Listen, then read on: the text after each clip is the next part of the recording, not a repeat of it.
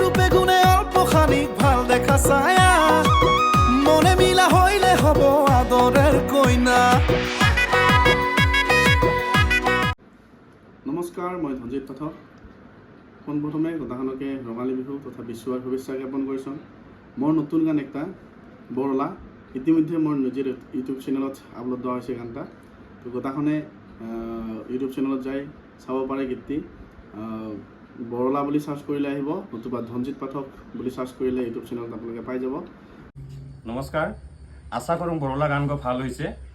আপোনালোকে গান গো চাবি আৰু যদি ভাল লাগে বেয়া লাগে ভাল বেয়া কমেণ্ট কৰিব আৰু যদি ভাল লাগে শ্বেয়াৰ কৰিবি যাতে আমি আৰু আগবাঢ়ি যাব পাৰোঁ। নমস্কাৰ, মই কমল ৰাজ। পোনপ্ৰথমে আপোনালোক সকলোকে বিহু আৰু ৰঙালী বিহুৰ শুভেচ্ছা জ্ঞাপন কৰিছোঁ।